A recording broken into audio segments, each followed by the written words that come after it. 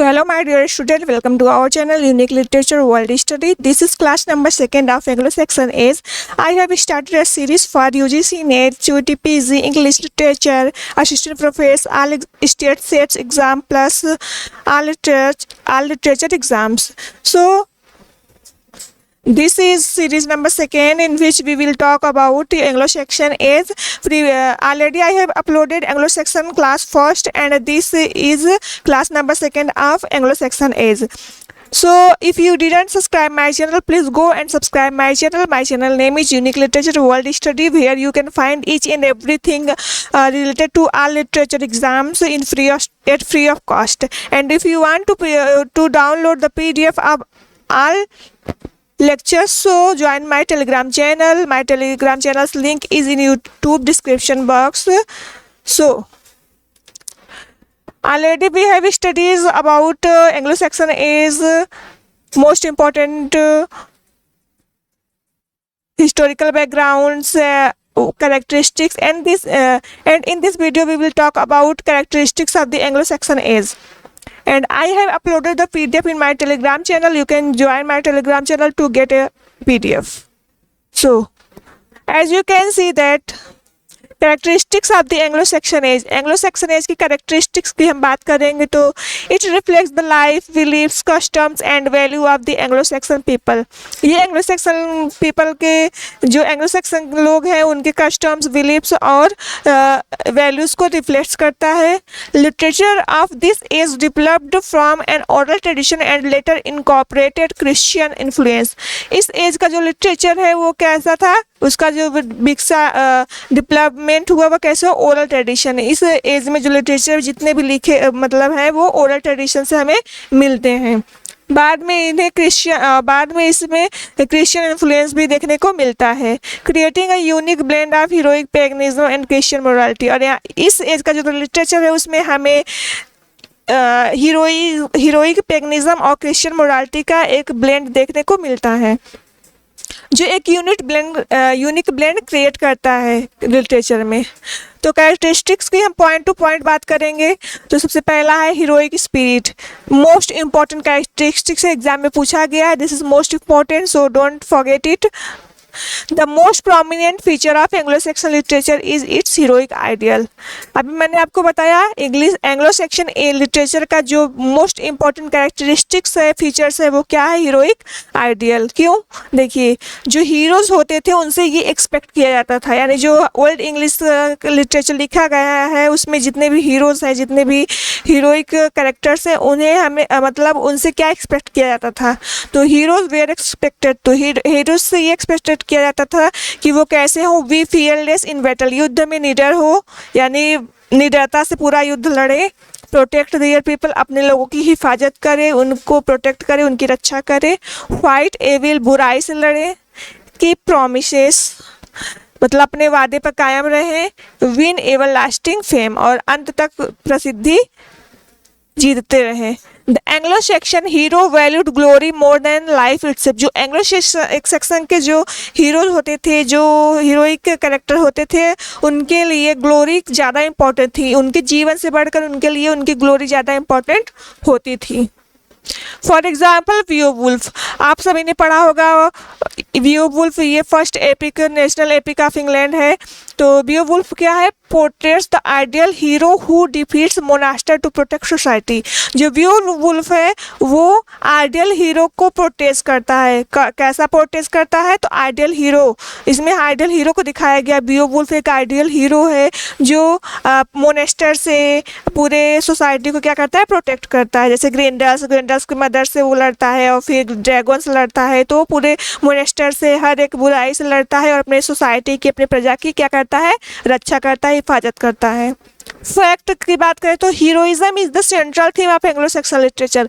अगर कभी भी एग्जाम पूछा अगर जाए कि which is the most important Anglo-Saxon literatures theme, तो हीरोइज्म आपको भूलना नहीं. Heroism is the central theme of Anglo-Saxon literature.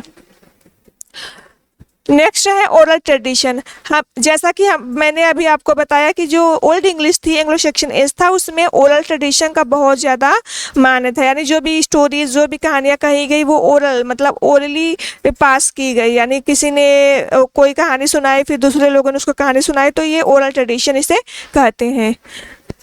Before literature was written down it was compose and transmitted orally. यानी एंग्लो सेक्शन एज में literature लिखने से पहले कैसा होता था, जो भी लिटरेचर थे वो composed and transmitted orally, orally composed किए जाते थे और एक से दूसरे तक पहुंचाए जाते थे। Professional poet called scopes. इस एज में जो ओरल ट्रेडिशन जो था लिटरेचर का एंग्लो सेक्शन एज में, तो इसमें जो प्रोफेशनल पोएट होते थे, यानी जो दरबार में या फिर रॉयल कोर्ट में जो पोएट होते थे, तो उनके क्या उन्हें स्कोप्स कहा जाता था। क्या कहा जाता था? स्कोप्स। वो क्या करते थे? Memorised and recited poems in royal courts and mid halls. ये लोग पोएम्स को रिसाइट करते थे, यानी याद करके उसको बार बार रिपीट करते थे और रॉयल कोर्ट्स और मिड हॉल्स में सुनाते थे। ये ओरल ट्रेडिशन था। ओरल पोट्री के कुछ फीचर्स है, जैसे इसमें बार बार रिपीटिशन होता है, फार्मूलेइक एक्सप्रेशंस होता है, स्ट्रॉन्ग रिदम देखने को मिलता है, और मेन है सबसे इसमें इलिट्रेशन। इस एज का सबसे मोस्ट लिटरेरी डिवाइसेस है वो है इलिट्रेशन। उसके बाद है स्टोरी टेलिंग स्टाइल। यानी ये ओरल ट्रेडिशन था तो स्टोरी टेलिंग स्टाइल में कहा जाता था। बिकॉज ऑफ ओरल ट्रांसमिशन की वजह से मेनी वर्क्स आर अनोनिमस। इस एज में बहुत सारे वर्क्स देखने को मिलते हैं, लेकिन बहुत सारे वर्क्स इसमें लॉस्ट हो गए, खो गए। क्यों? क्योंकि इसमें ओरल ट्रांसमिशन की वजह से। और कई सारे वर्क्स तो पता है लेकिन उनके राइटर के बारे में नहीं पता, क्योंकि ये सारे वो जो वर्क है वो ओरली कहे गए हैं। Different versions of stories exists. इसमें स्टोरीज के डिफरेंट वर्जन क्या करते हैं? एग्जिस्टेस करते हैं। अभी मैं आपको मैन्युस्क्रिप्ट्स पढ़ाऊंगी। इसमें 4 मेजर मैन्युस्क्रिप्ट्स है जिसमें अलग अलग डिफरेंट वर्जन के स्टोरीज एग्जिस्ट करते हैं, तो उसके बारे में आपको आगे पढ़ाऊंगी। अब हम बात करते हैं एनोनिमस ऑथरशिप। नेक्स्ट कैरेक्टरिस्टिक्स है एनोनिमस ऑथरशिप। जैसे मैंने आपको बताया कि इस एज में जो लिटरेचर होता था, जो भी वर्क था, वो मोस्टली ओरल ट्रेडिशन में था, मतलब ओरली कहा जाता था। इसलिए इस एज के जितने भी वर्क है उसमें ज़्यादातर जो वर्क्स के जो राइटर है वो अनोनिमस है, यानी हमें नहीं पता कि ये वर्क किसने लिखा है। For example Beowulf is considered to be the first national epic of England, but we don't know who is the author of this work. So anonymous authorship किसे कहते हैं? किसी वर्क का अगर राइटर के बारे में नहीं पता किसने लिखा तो उसे एनोनिमस कहते हैं। Most Anglo Saxon works do not mention an author. Reason क्या है? Literature belong to the community rather than an individual. जो लिटरेचर था इस एज का वो कम्युनिटी से बिलोंग करता था, ना कि इंडिविजुअलिज्म से। Humility was encourage. इसमें ह्यूमिलिटी को बढ़ावा दिया गया। Poems circulated orally before being written. इसमें पोएम जो लिखने से पहले क्या होते थे? ओरली ट्रांसमिटेड होते थे, तो इस वजह से बहुत सारे वर्क्स ऐसे हैं जिसके राइटर अनोनिमस हैं। एग्जाम्पल के तौर पर देखिए यहाँ पर बियोवुल्फ एनोनिमस है, यानी राइटर का पता नहीं है। वांडरर, सिफरर, इस सब के राइटर का पता नहीं है। ओनली अ फ्यू राइटर्स, कुछ ही राइटर्स ऐसे हैं जिनके बारे में हमें पता है कि एंग्लो सेक्शन एज के राइटर हैं। फॉर एग्जांपल कैडमन हो गए, सैंडवुल्फ हो गए, अल्फ्रेड द ग्रेट हो गए, वनरेबल बेड हो गए। बाकी सारे ज़्यादातर जो राइटर्स हैं वो एनोनिमस हैं। I hope you are getting this. Next characteristics is influence of paganism. अभी मैंने आपको बताया कि एंग्लो सेक्शन एज में पैगनिज्म और क्रिश्चियनिटी दोनों थी, तो पैगनिज्म बहुत इंपॉर्टेंट है, ये एग्जाम में पूछा गया है। तो early Anglo Saxons followed Germanic pagans belief. जो अर्ली एंग्लो सेक्शंस थे वो जर्मेनिक पैगन बिलीफ्स पर क्या करते थे? यकीन रखते थे, विश्वास रखते थे। इसका रिजल्ट क्या हुआ? देखिए, जो एंग्लो सेक्शन थे पहले के, जो सेल्स लोग यहाँ के थे या फिर एंग्लो सेक्शन जो शुरुआती लोग थे यहाँ के, वो पैगनिज्म पर यकीन रखते थे, पैगनिज्म को मानते थे। पैगनिज्म किसे कहते हैं अभी मैं आपको बता दे रही हूँ। पैगनिज्म होता है कि जैसे कोई हीरोइक कैरेक्टर है, कोई ऐसा कैरेक्टर है जो बहुत ताकतवर है, जो बहुत मजबूत है, जो बहुत ग्लोरीफाइड है, उसे उसकी पूजा की जाती थी, तो उसे हम क्या कहते हैं? पैगनिज्म। क्या कहते हैं? Paganism. I hope you are getting it. If you have any problem, you can discuss in comment box. और इसमें जो इम्पोर्टेंट आइडियाज थे पैगनिज्म में वो कौन कौन से थे? वायर्ड यानी फेट, जो हमें बियोवुल्फ में देखने को मिलता है, hero worship, revenge, tribal loyalty, courage, supernatural beings. Even after Christianity spread many pagans believes remained in nature. यानी इसमें वायर्ड यानी फेट देखने को मिलता था, हीरो वर्शिप, हीरो जो था उसका वर्शिप देखने को मिलता था, यानी जो हीरो थी उनकी पूजा की जाती थी, जो यहाँ के हीरोइक कैरेक्टर्स थे, जो बहुत ताकतवर थे, जो युद्ध में लड़ते थे, उनकी पूजा की जाती थी। इस सब को क्या बोलते हैं? पैगनिज्म बोलते हैं। Revenge, tribal loyalty, courage, supernatural जो बीइंग्स थे, जो भी सुपरनेचुरल बीइंग्स थे उनकी भी पूजा की जाती थी, इन्हीं सभी को पैगनिज्म कहते हैं। और देखिए जब क्रिश्चियनिटी यहाँ पर फैला उसके बाद भी मेनी लिटरेचर में हमें देखने को मिलता है कि बहुत सारे ऐसे लिटरेचर है क्रिश्चियनिटी फैलने के बाद भी जिसमें हमें पैगनिज्म देखने को मिलते हैं। फॉर एग्जाम्पल अगर हम बियोवुल्फ की बात करें तो बियोवुल्फ में हमें पैगनिज्म भी देखने को मिलता है और साथ ही साथ हमें क्रिश्चियनिटी भी देखने को मिलती है। नेक्स्ट है इन्फ्लुएंस ऑफ क्रिश्चियनिटी। तो after the arrival of Augustine of Canterbury in 597 AD, Christian values became an important part of literature। यानी अगस्टिन ऑफ कैंटरबरी जिन्होंने 597 AD में इंग्लैंड में क्रिश्चियनिटी को इंट्रोड्यूस कराया था, इस वजह से जो क्रिश्चियन वैल्यूज़ हुआ वो लिटरेचर का एक मोस्ट इम्पॉर्टेंट पार्ट बन गया, यानी क्रिश्चियनिटी लिटरेचर का एक मोस्ट इम्पॉर्टेंट पार्ट बन गया। इसमें जो क्रिश्चियन थीम्स थे उसमें कौन कौन सी थीम्स थी? तो गॉड, हेवन, सिन, सल्वेशन, फॉरगिवनेस, डिवाइन जस्टिस, यानी भगवान, स्वर्ग, पाप, पश्चाताप, क्षमा और डिवाइन जस्टिस, न्याय, ये सारी चीज़ें इसकी मेन थीम थी। Influence of Christianity. एग्जाम में पूछा गया है कि who introduce the Christianity in England, तो सबसे पहले अगस्टिन ऑफ कैंटरबरी, इन्होंने 597 AD में क्रिश्चियनिटी को इंट्रोड्यूस कराया था इंग्लैंड में। और स्लोली धीरे धीरे ग्रेजुअली क्या हुआ कि इंग्लैंड के लोगों ने क्रिश्चियनिटी फॉलो करना शुरू कर दिया। Many poems combine pagan heroism with Christian ethics। अभी मैंने आपको बताया कि बहुत सारे ऐसे लिटरेचर है इस एज के जिसमें पैगनिज्म और क्रिश्चियन एथिक्स दोनों देखने को मिलते हैं। फॉर एग्जांपल बियोवुल्फ में जो है वो गॉड एंड वायर्ड यानी फेट दोनों का रिफर्स मिलता है। उसके बाद है बिलीफ इन फेट और वायर्ड, यानी फेट या वायर्ड में विश्वास। तो जो एंग्लो सेक्शन थे वो वायर्ड का में विश्वास करते थे, फेट में विश्वास करते, क्योंकि ये मानते थे कि जो वायर्ड या फेट है वो कंट्रोल्स ह्यूमन लाइफ, वो ह्यूमन लाइफ को कंट्रोल करता है। क्या करता है? कंट्रोल करता है। इसकी कैरेक्टरिस्टिक्स क्या है कि नो वन एस्केप डेस्टिनी, कोई भी अपने भाग्य से नहीं भाग सकता, यानी हमारे भाग्य में जो लिखा है वो हो के रहेगा। Brave people accept fate with courage, जो बहादुर लोग होते हैं, जो ब्रेव लोग होते हैं, साहसी लोग होते हैं, वो क्या करते हैं? एक्सेप्ट फेट विद करेज, पूरे हिम्मत से, पूरे करेज से, पूरे साहस से क्या करते हैं? डेथ को एक्सेप्ट करते हैं, अपने फेट को, अपने भाग्य को एक्सेप्ट करते हैं, ना कि उससे भागते हैं। Death is unavoidable. जो फेट बिलीफ्स है फेट या वायर्ड में, तो इसमें क्या कैरेक्टरिस्टिक्स है कि डेथ अनअवॉइडेबल, यानी हम डेथ से बच नहीं सकते, this is necessary. For example fate often save an undoomed man. Example के तौर पर देखिए जो भाग्य होता है वो कि अनडूम्ड मैन को भी क्या कर लेता है? बचा लेता है। तो इस एज में जो मतलब ज़्यादातर जो बिलीफ्स थी वो फेट और वायर्ड पे थी, और इसका बेस्ट एग्जाम्पल हमें बियोवुल्फ में देखने को मिलता है, जिसमें क्रिश्चियनिटी और पैगनिज्म दोनों का कॉम्बिनेशन है। उसके बाद है स्ट्रॉन्ग सेंस ऑफ लॉयल्टी, जिसे बोलते हैं कॉमिटेटर्स। स्ट्रॉन्ग सेंस ऑफ लॉयल्टी यानी विश्वसनीयता या वफादारी।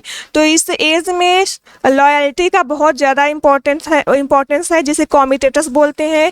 देखिए the relationship between the lord and his warriors was called comitatus, यानी जो लॉर्ड होते थे, जो किंग होते थे, और उनके जो योद्धा होते थे, जो आर्मीज होते थे, उनके बीच में जो भी रिलेशनशिप है उसे क्या कहते हैं? कॉमिटेटर्स। एग्जाम में पूछ सकता है कि what is comitatus in Anglo Saxon age. Anglo Saxon age में कॉमिटेटर्स क्या है? तो आपको पता होना चाहिए कि the relationship between the lord and his warriors was called comitatus. I hope आपको ये लेक्चर अच्छा लगेगा।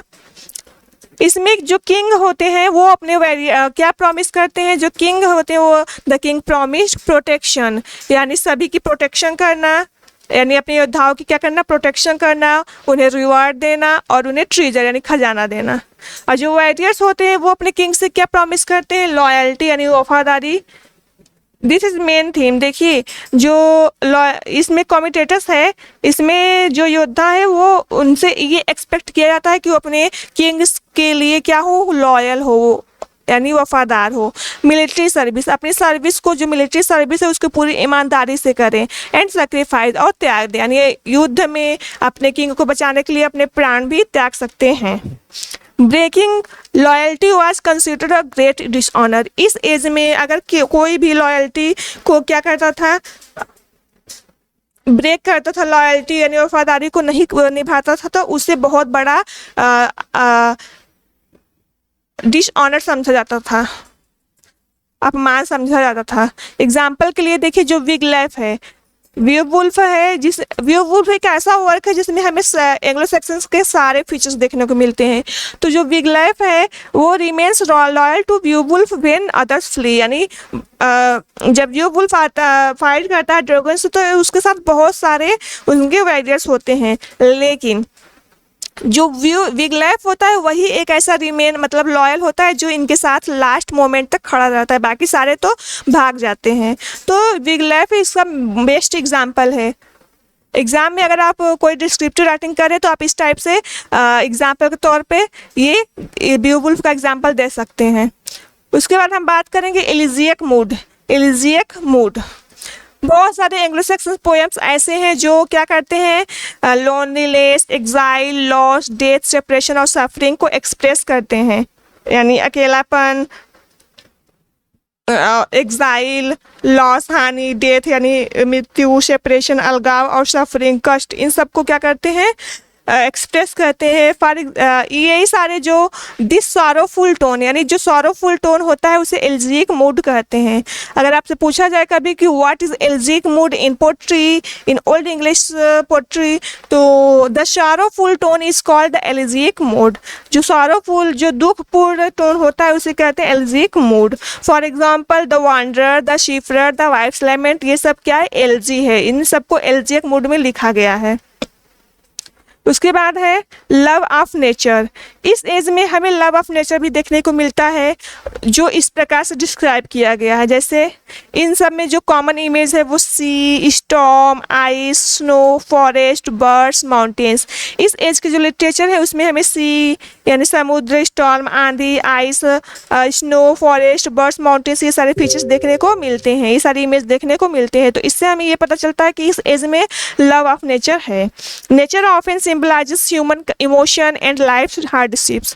नेचर प्रायः क्या करता है, मानव के जो इंसान है उसके इमोशंस को, उनके लाइफ के मतलब जीवन के हार्डशिप को एक्सप्रेस करता है, सिंबलाइज करता है। नेक्स्ट है religious and moral purpose. Religious and moral purpose की अगर हम बात करें तो इसमें है लिटरेचर वाज रिटेन टू। जो लिटरेचर है वो किसके लिए लिखा गया है, तो literature was written to teach morality, morality सिखाने के लिए, गॉड की प्रशंसा करने के लिए, स्प्रेड क्रिश्चियनिटी को फैलाने के लिए, इंस्पायर करेज और साहस को इंस्पायर करने के लिए, हिम्मत को इंस्पायर करने के लिए और साथ ही साथ हिस्ट्री को बताने के लिए लिटरेचर लिखा गया है। अब हम बात करें नेक्स्ट कैरेक्टरिस्टिक्स की, तो वो है रियलिस्टिक डिस्क्रिप्शन ऑफ लाइफ, जीवन की रियलिस्टिक्स वर्णन। तो एंग्लो सैक्सन जो लिटरेचर था वो क्या पोर्ट्रेस करता था, वारफेयर यानी युद्ध के बारे में बताता था, किंग्स के बारे में बताता था, फीस्टिंग, सी वॉयेक्स समुद्री यात्रा के बारे में, हंटिंग के बारे में, एग्जाइल, डेथ, सोशल कस्टम, ये सब क्या है, it reflects everyday life realistically. ये हर मतलब प्रतिदिन के जो जीवन के कार्य थे, जो भी एवरीडे लाइफ की रियलिटी थी उसको दिखाता था। क्योंकि एंग्लो सैक्सन एज में बहुत सारे युद्ध होते थे, राजा थे, सी वॉयेक्स थे, हंटिंग थी, तो वही सारे हमें लिटरेचर के थ्रू देखने को मिलते हैं। तो इस प्रकार से हम इसे कह सकते हैं कि इस एज में रियलिस्टिक डिस्क्रिप्शन ऑफ लाइफ को दिखाया गया है। नेक्स्ट है ट्राइबल सोसाइटी। ट्राइबल सोसाइटी की बात करें तो society was organised around tribes and kingdoms. जो सोसाइटी ऑर्गेनाइज्ड किया गया तो इसमें ट्राइब्स और किंगडम दोनों आते हैं। इसमें कौन कौन से वैल्यूज इंक्लूडेड है, तो फैमिली ऑनर, जो ट्राइबल सोसाइटी इसमें फैमिली यानी फैमिली का ऑनर इंपॉर्टेंट है, किनशिप इंपॉर्टेंट है, ब्लड रिवेंज यानी खून का बदला, खून जिसे कहते हैं, हॉस्पिटैलिटी एंड लीडरशिप, ये सारे ट्राइबल सोसाइटी के फीचर्स हैं। अगर हम मैट्रियल स्पिरिट की बात करें तो वार ऑक्यूपाइड अ सेंट्रल प्लेस, इसमें वार जो था उसका एक सेंट्रल प्लेस था। इस एज में जो युद्ध होता था वो सबसे मेन इम्पोर्टेंट था। क्यों?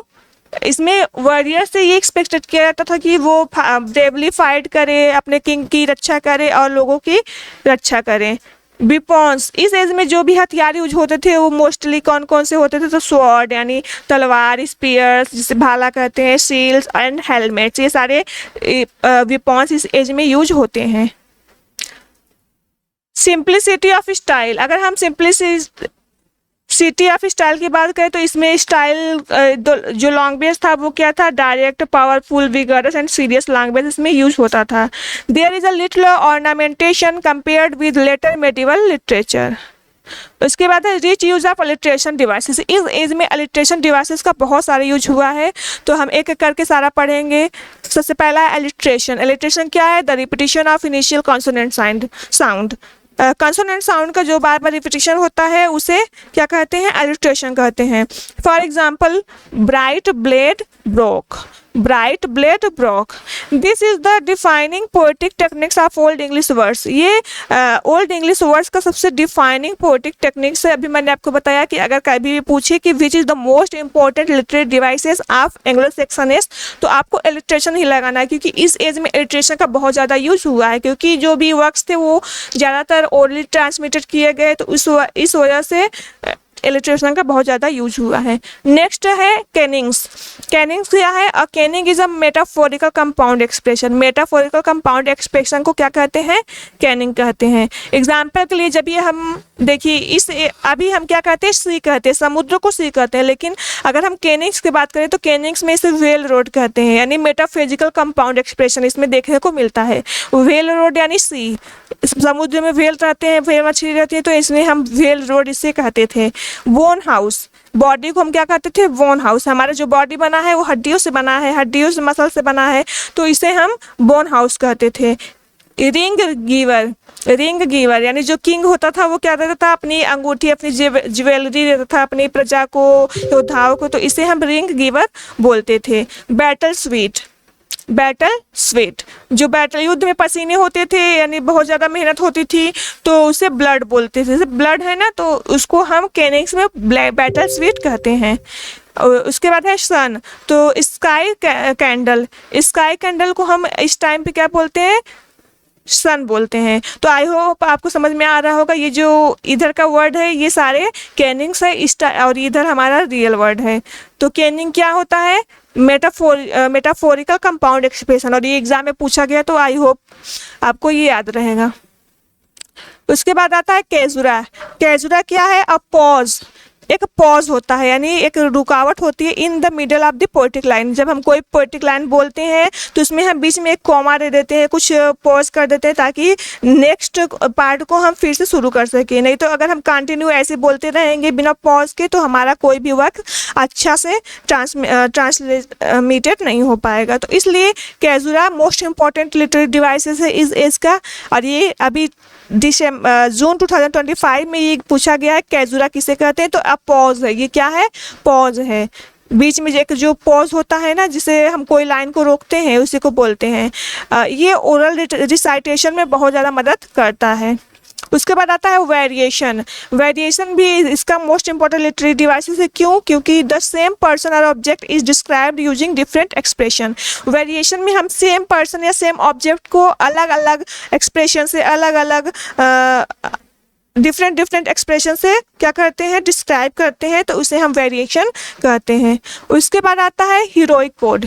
हीरोइक कोड में क्या है? अभी मैंने आपको बताया कि जो हीरो होता था उससे ये एक्सपेक्ट किया जाता था कि वो ब्रेव हो, रिमेन लॉयल हो, keep promises, protect society, accept death honourably and seek everlasting fame. उसके बाद हम बात करेंगे इम्पोर्टेंस ऑफ फेम या ग्लोरी। तो अभी मैंने आपको बताया कि जो इस एज में जो ग्लोरी था उसको जीवन से ज़्यादा महत्व दिया जाता था। एंग्लो सेक्सन बिलीव्ड, जो एंग्लो सेक्सन थे उनका ये मानना था कि लाइफ इज टेम्पररी, जीवन अस्थायी है, लेकिन जो फेम है वो इटर्नल है, यानी फेम ही एक ऐसा चीज़ है जिससे मरने के बाद भी लोग याद करते हैं।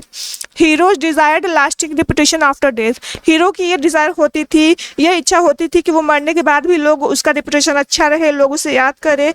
तो इसमें फेम का बहुत ज़्यादा, ग्लोरी का बहुत ज़्यादा इंपॉर्टेंस है। उसके बाद है blend of pagan and Christian values, pagan and Christian value का ब्लेंड। तो अभी मैंने आपको बताया कि एंग्लो सेक्सन जो एज है उसमें इस एज के लिटरेचर में पैगन और क्रिश्चियन वैल्यूज दोनों ऐड किए गए हैं। तो यहाँ पर कुछ पैगन एलिमेंट्स है और यहाँ पर क्रिश्चियन एलिमेंट्स है। वायर्ड फेड,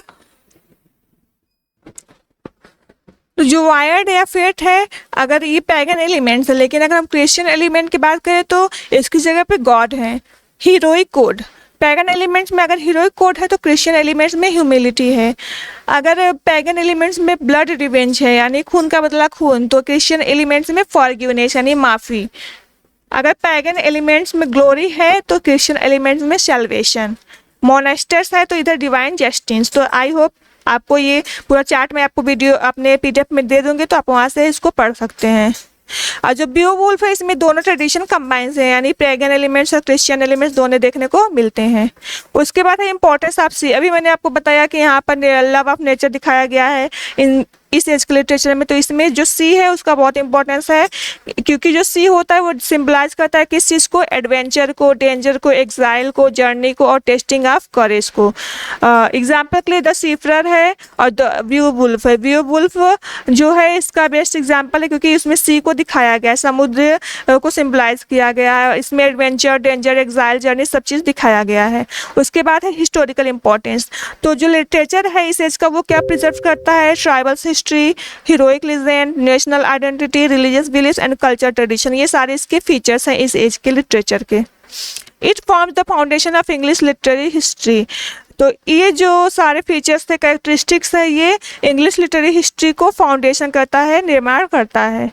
एक बार समरी टेबल आप लोग देख लीजिए, इधर कैरेक्टरिस्टिक्स है, इधर डिस्क्रिप्शन है, इसका पीडीएफ में आपको दे दूंगी। हीरोइज्म है, ओरल ट्रेडिशन, हीरोइज्म का डिस्क्रिप्शन क्या है, हीरोइज्म मतलब क्या है, ब्रेवरी, ऑनर, ग्लोरी हो तो उसे हीरोइज्म बोलते हैं।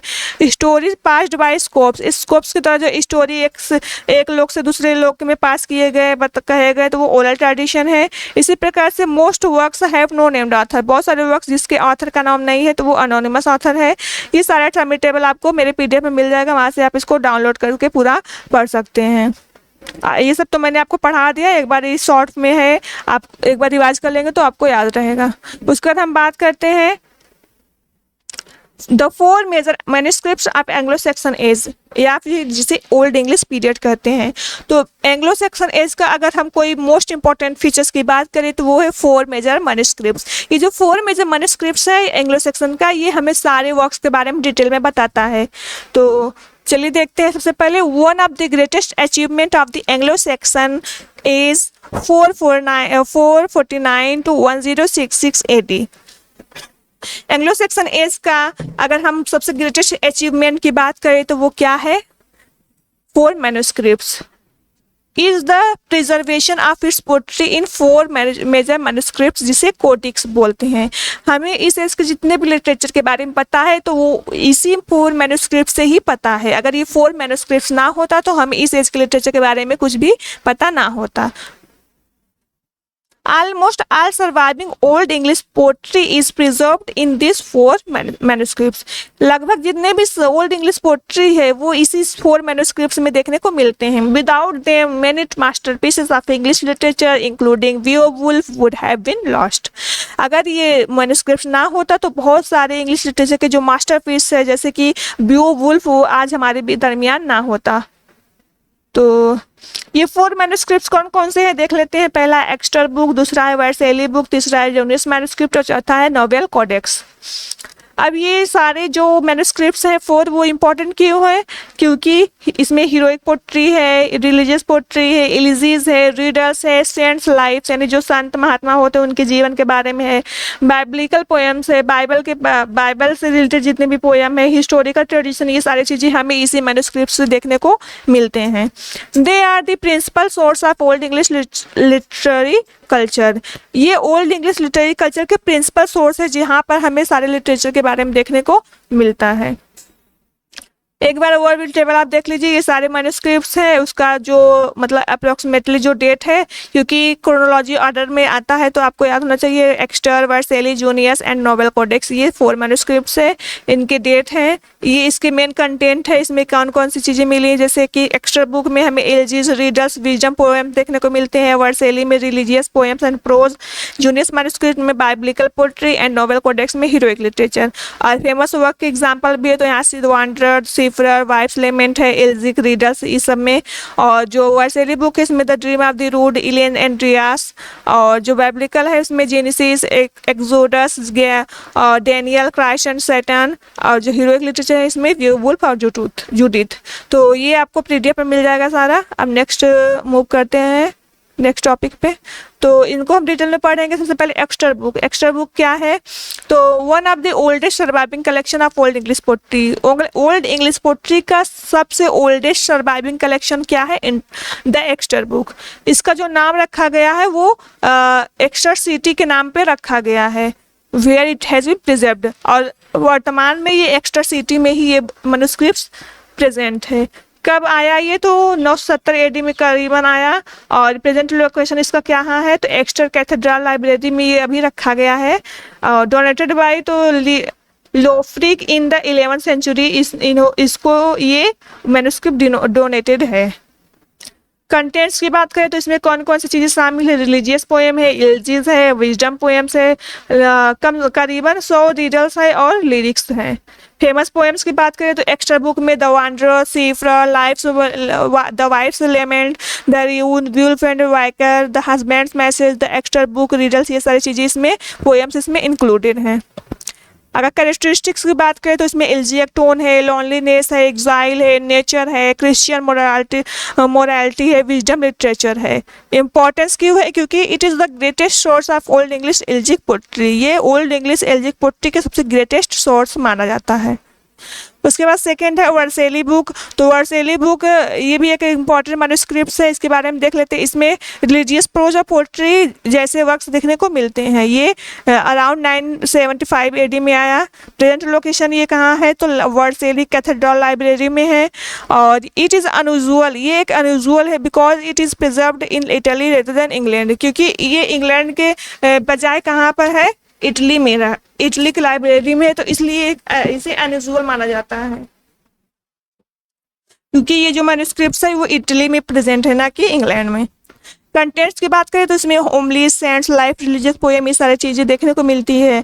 फेमस वर्क है the dream of the rood. Exam में पूछा गया है कि which is the Anglo Saxon work which has a dream poem, तो वो है the dream of the rood. Andreas, इसको ये मोस्ट इंपॉर्टेंट रिलीजियस पोएम है एंग्लो सेक्शन एज का। Andreas, Elene, the fate of the apostle, ये सारे works इसमें इंक्लूडेड है। कैरेक्टरिस्टिक्स की बात करें तो इसमें क्रिश्चियन सिंबलिज्म दिखाया गया है, रिलीजियस इंस्ट्रक्शन है, heroic treatment of biblical themes है, और साथ ही साथ सेंट्स एंड मिरेकल्स है। इंपॉर्टेंस क्यों है, क्योंकि ये finest Christian poetry in old English माना जाता है। इस मैन्युस्क्रिप्ट्स को ओल्ड इंग्लिश पोट्री में फाइनेस्ट क्रिश्चियन पोट्री माना जाता है। उसके बाद तीसरा है जूनियस मैन्युस्क्रिप्ट। तो इसे कैडमन मैन्युस्क्रिप्ट भी कहते हैं। आपको याद रखना है कि जूनियस मैन्युस्क्रिप्ट्स को कैडमन मैन्युस्क्रिप्ट्स भी कहते हैं। ये इसका पुराना नाम है। तो it contains biblical poems inspired by stories from the Bible. इसमें बाइबलिकल पोएम्स है जो बाइबल की स्टोरी से इंस्पायर्ड हैं।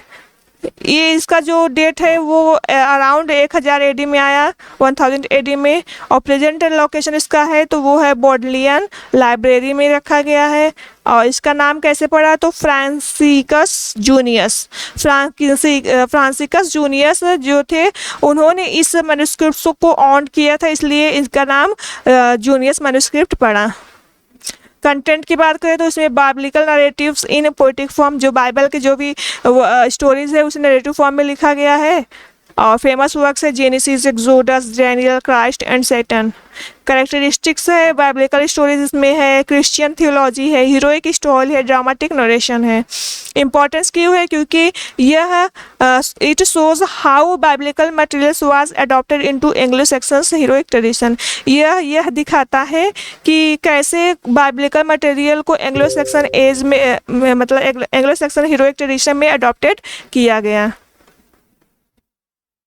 उसके बाद हम बात करते हैं चौथा और मोस्ट इम्पॉर्टेंट है जिसमें बीओवुल्फ मिलता है हमें, तो नोबेल कोडेक्स है। इस मैन्युस्क्रिप्ट का नाम है Nowell Codex. Nowell Codex most famous Old English manuscript because it contains Beowulf. ये most important Old English manuscript है क्योंकि इसमें बीओवुल्फ मिलता है। जो बीओवुल्फ वर्क है वो इसी का मैन्युस्क्रिप्ट से मिलता है। ये भी अराउंड 1000 AD में आया। इसका जो प्रेजेंट लोकेशन है तो ब्रिटिश लाइब्रेरी में रखा गया है। और इसका जो नाम आया वो कैसे आया? Laurence Nowell and early owner. Nowell codex के एक अर्ली ऑनर थे लॉरेंस नोबेल, उन्हीं के नाम पर ये इस मैन्युस्क्रिप्ट का नाम रखा गया है नोबेल कोडेक्स। कंटेंट में देखें तो इसमें प्रोज वर्क्स और पोएम्स इंक्लूडेड है, जैसे कि बीओवुल्फ, जूडिथ, ये सारे वर्क्स। कैरेक्टरिस्टिक्स में इसमें हीरोइक लिटरेचर देखने को मिलते हैं, monster stories, courage, kinship, pagan and Christian elements देखने को मिलते हैं। इंपॉर्टेंस क्यों है? क्योंकि it preserve the only surviving copy, क्योंकि यही एक ऐसा नोबेल कोडेक्स एक ऐसा मैन्युस्क्रिप्ट है जिसमें सर्वाइविंग कॉपी ऑफ बीओवुल्फ देखने को मिलता है, जो कि नेशनल एपिक ऑफ इंग्लैंड है। यहाँ पर कंपेरिजन ऑफ 4 मैन्युस्क्रिप्ट्स, यहाँ पर पूरे फीचर्स हैं, इधर सारे बुक्स के मैन्युस्क्रिप्ट्स हैं, यहाँ पर डेट फीचर्स है, इधर मैन्युस्क्रिप्ट्स है, यहाँ पर थीम्स हैं, बेस्ट नाउन वर्क कौन कौन से हैं और लोकेशन अभी कहाँ रखा गया है। तो आप एक बार इसको चार्ट पेपर में देख लीजिएगा जब मैं आपको PDF दूंगी। तो अब बात करते हैं लिटरेरी सिग्निफिकेंस। लिटरेरी सिग्निफिकेंस की बात करें तो together this manuscripts preserve the major genres of old English literature. ये जो चारों मैन्युस्क्रिप्ट्स हैं ये क्या करते हैं? ओल्ड इंग्लिश लिटरेचर का एक मेजर जॉनरा क्या करते हैं? प्रिजर्व करते हैं। इसमें heroic, epic, religious poetry, biblical poetry, elegies, wisdom literature, riddles, homilies, saints life, ये सारी चीज़ें देखने को मिलती हैं। अगर आप मेमोरी ट्रिक से याद करना चाहते हैं तो ये बहुत इजी है, आपको क्रोनोलॉजी में भी याद हो जाएगा। तो EVJN आप याद कर लीजिए, आपको 4 मैन्युस्क्रिप्ट्स का पता हो जाएगा। E से एक्स्ट्रा बुक, V से वर्सैली बुक, J से जूनियर्स मैन्युस्क्रिप्ट एंड N से नोबेल कोडेक्स। और किस मैन्युस्क्रिप्ट्स में कौन कौन सी फीचर्स हैं तो वो आपको यहाँ पे देखने को मिल जाएगा। अब नेक्स्ट है major literary forms. Major literary के फॉर्म की बात करें तो हीरोइक पोएम। हीरोइक पोएम में हमें हीरोइक पोएम में हमें बीओवुल्फ देखने को मिलता है। एल्जिस की बात करें तो इसमें वांडरर, सिफरर, वाइफ्स लेमेंट, रियून। आपको एग्जाम में डिटेल में इसमें नहीं पूछेगा, बस ये पूछेगा कि वांडरर, सिफरर ये कौन सा मतलब किस जनरा का वर्क है, तो ये एल्जिस है, आपको याद रखना है। रिलीजियस पोट्री पूछिए तो इसमें Genesis, Exodus, Dream of the Rood है। अगर प्रोज पूछे तो इसमें sermons, chronicles, histories, laws, religious writing. यहाँ पर देखिए 4 मेजर राइटर है इस एज का, ये है कैरमन, इधर है साइन वुल्फ, ये है Alfred the great, sorry venerable Bede, और ये है अल्फ्रेड द ग्रेट, सॉरी ये है अल्फ्रेड द ग्रेट। ये जो पिक्चर है वो अल्फ्रेड द ग्रेट का पिक्चर है और ये है वेनरेबल वेड का। उसके बाद हम बात करेंगे 4 great writers of Anglo Saxon age. Anglo Saxon age के 4 ग्रेटेस्ट राइटर के बारे में बात करेंगे। तो सबसे पहले देखते हैं the old English period mark the beginnings of English literature. जो ओल्ड इंग्लिश पीरियड है उसी से हमारी इंग्लिश लिटरेचर की शुरुआत होती है। Although much of the literature of this period is anonymous. जैसे कि हम सबको पता है कि इस एज का जो ज़्यादातर लिटरेचर है वो उसके राइटर क्या है? अनोनिमस है। 4 personalities stand out for their extraordinary contribution. लेकिन इसमें 4 पर्सनालिटीज ऐसी ऐसी है जो अपने कंट्रीब्यूशन के एक्स्ट्रा ऑर्डिनरी कंट्रीब्यूशन के लिए जानी जाती है। तो पहले है कैडमन, दूसरे है साइनवुल्फ, तीसरे है वेड, चौथे Alfred the great. This features led the foundation of English poetry, prose, history, education and religious literature. ये जो फिगर्स हैं ये हमें क्या करते हैं, led the foundation of English poetry. ये जो चारों फिगर्स हैं ये इंग्लिश पोट्री के फाउंडेशन कहलाते हैं, क्योंकि इसमें प्रोज, ये जो चारों फीचर्स हैं इसमें फिगर्स हैं, इसमें English poetry, prose, history, education, religious literature, ये सारे हमें फाउंडेशन, इन सब का फाउंडेशन देखने को मिलता है। यानी इन्हीं राइटर से इन सब की शुरुआत होती है, जैसे पोट्री, प्रोज, हिस्ट्री, एजुकेशन। यहाँ टाइमलाइन दिया गया, इधर राइटर है, इधर उनका डेट है, डेट ऑफ बर्थ और डेट, और यहाँ पर देखिए इनका डेट है, डेट ऑफ डेथ और डेट ऑफ बर्थ इधर है। कंट्रीब्यूशन की बात करें तो ये फर्स्ट इंग्लिश पोएट माने जाते हैं, वेड फादर ऑफ इंग्लिश हिस्ट्री माने जाते हैं, साइनवुल्फ ग्रेटेस्ट रिलीजियस पोएट माने जाते हैं और Alfred the great father of English pros माने जाते हैं।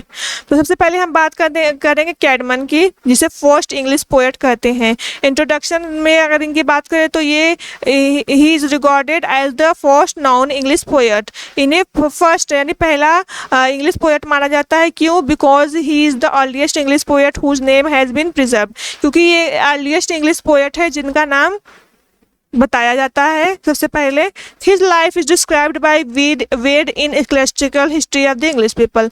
वेनरेबल वेड एक ग्रेट हिस्टोरियन थे जिन्होंने एक वर्क लिखा ecclesiastical history of the English people, इसमें पूरे इंग्लैंड के बारे में लिखा।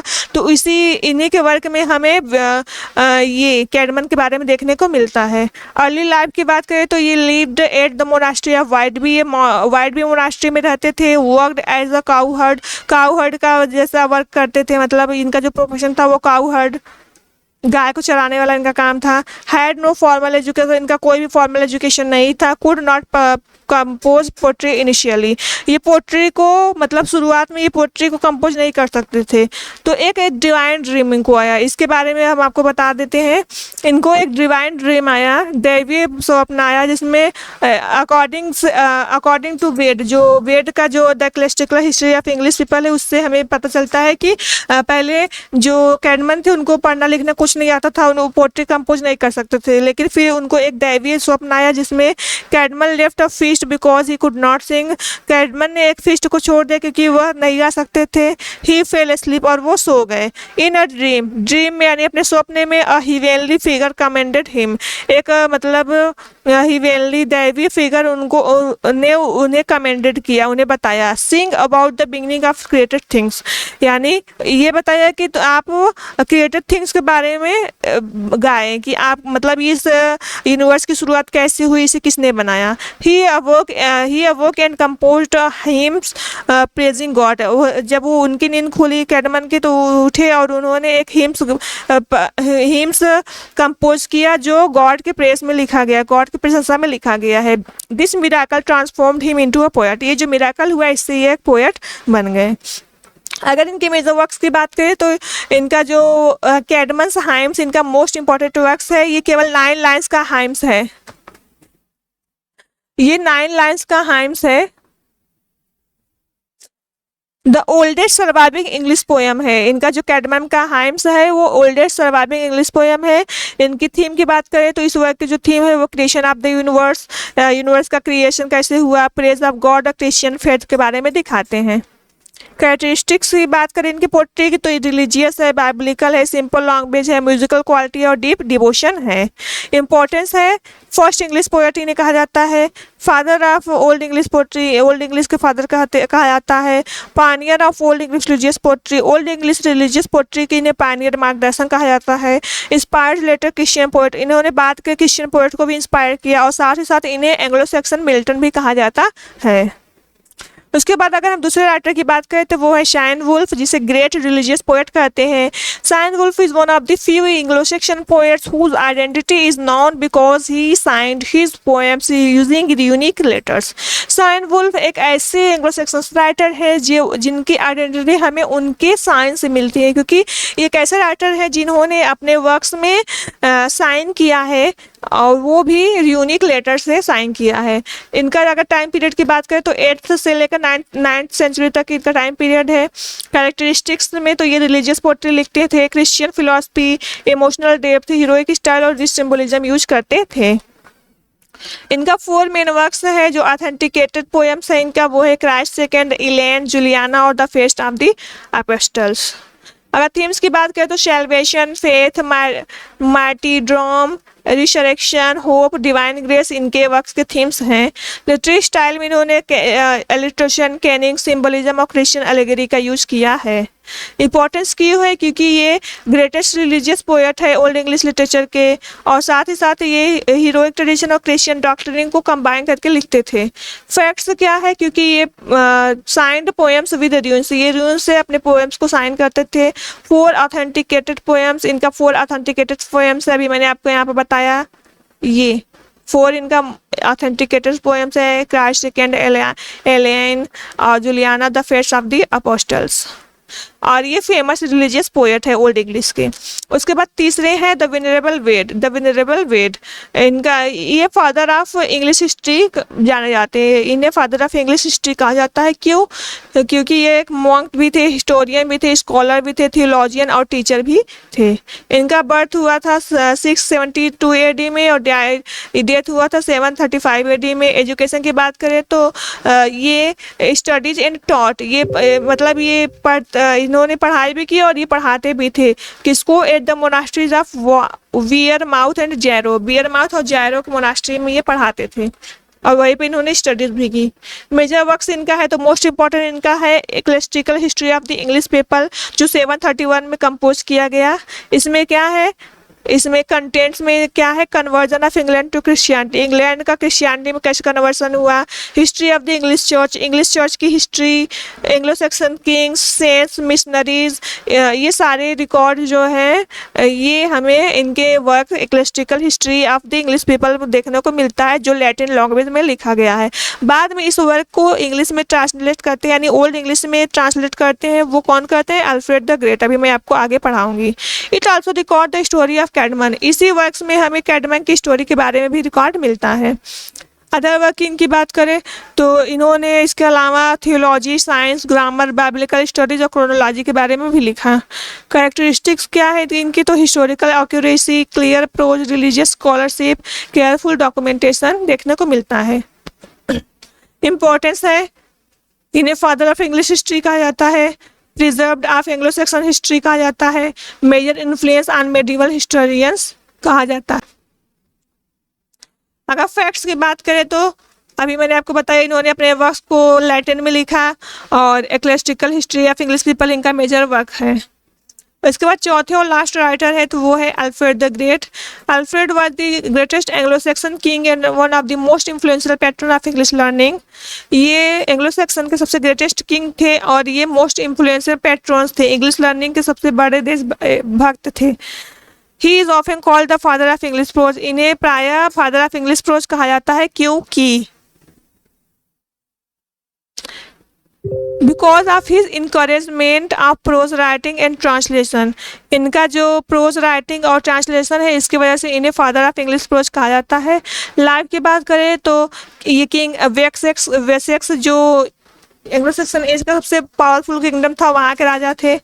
871 से लेकर 899 तक ये किंग थे। डिफीटेड वाइकिंग्स इन्वेशन को इन्होंने हराया।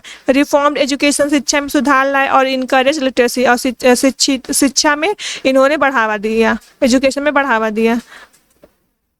एजुकेशनल रिफॉर्म्स इन्होंने किए तो इन्होंने कौन कौन से किए? एजुकेट क्लर्जी एंड नॉवेल्स, यानी इन्होंने क्लर्जी और नॉवेल्स को पढ़ाना शुरू किया। Translate important Latin books into old English, important Latin work को ओल्ड इंग्लिश में ट्रांसलेट किया। प्रोमोट रीडिंग एंड रीडिंग और राइटिंग को प्रमोट किया। मेजर ट्रांसलेशन की बात करें तो इन्होंने Alfred sponsored or produced old English version of, इन्होंने ओल्ड इंग्लिश वर्जन में क्या किया? बहुत सारे वर्क्स को प्रोड्यूस किए, जैसे pastoral care by Gregory the great, consolation of philosophy by Boethius, ecclesiastical history of the English people, soliloquies, ये सारे वर्क्स इन्होंने ओल्ड इंग्लिश में ट्रांसलेट किए। कंट्रीब्यूशन है इनका, इन्होंने ओल्ड इंग्लिश प्रोज को इनकरेज किया, लर्निंग को प्रमोट किया, एजुकेशन को प्रमोट किया और इंग्लिश आइडेंटिटी को मतलब मजबूत बनाया। ये एंग्लो सक्सन लर्निंग के ग्रेटेस्ट पैट्रन माने जाते हैं, मतलब सबसे बड़े भक्त माने जाते हैं। फादर ऑफ इंग्लिश रोज कहा जाता है। Help preserve of old English culture, old English culture को प्रिजर्व करने में मदद की। किंग ऑफ वेसेक्स है, वाइकिंग्स को हराया। एजुकेशन को इन्होंने प्रमोट किया और बहुत सारे वर्क्स को इन्होंने इंग्लिश में ट्रांसलेट किया। कंपेरिजन टेबल है, यहाँ पर फीचर्स है, प्रोफेशन है सारे राइटर का, ये सारे राइटर हैं। इधर उनका प्रोफेशन है, इधर उनके टाइटल हैं, किस राइटर को क्या कहा जाता है, लैंग्वेज कौन सा लैंग्वेज किसने यूज किया है, मेन कंट्रीब्यूशन क्या है और फेमस वर्क्स कौन कौन से हैं। तो ये जो चारों राइटर हैं इनका ओल्ड इंग्लिश लिटरेचर में बहुत बड़ा कंट्रीब्यूशन है, जो हमें ये 4 मैन्युस्क्रिप्ट्स को देखने से मिलता है। तो उसके बाद होता है लास्ट में नॉर्मन कॉन्क्विस्ट। इस एज का एंड कैसे होता है, नॉर्मन कॉन्क्विस्ट के 1066 में एंग्लो सक्सन एज की समाप्ति हो जाती है। कैसे, the victory of William the conqueror at the battle of Hastings in the Anglo Saxon age, French became the language of the ruling class. यानी विलियम द कन्क्यूरर जो नॉर्मैंडी से आया था, फ्रांस के नॉर्मैंडी से आया था, वो हैरोल्ड गॉडविंशन को हरा देता है और यहाँ का किंग बन जाता है। और ये कैसे होता है, तो एक बैटल ऑफ हेस्टिंग्स होता है जिसमें नॉर्मन कॉन्क्विस्ट हो जाता है और एंग्लो सक्सन एज समाप्त हो जाता है। इसमें जो रूलिंग क्लास के लोग थे वो फ्रेंच बोलना शुरू कर देते हैं। तो बैटल ऑफ हेस्टिंग्स के बारे में, नॉर्मन कॉन्क्विस्ट के बारे में मैं आपको नॉर्मन एज में डिटेल में पढ़ाऊंगी। तो अभी मैं इस लेक्चर को समाप्त करें क्योंकि एंग्लो सक्सन एज का सारा लेक्चर कंप्लीट हो गया। अब नेक्स्ट वीडियो मैं आपको कल लाऊंगी, उसमें मैं आपको बियोवुल्फ पूरा कंप्लीट कराऊंगी। A to Z all information मैं आपको बियोवुल्फ में देने वाली हूँ, उसका summary, theme, character, styles, everything, each and everything. So please like my video, subscribe my channel. So let's end the session.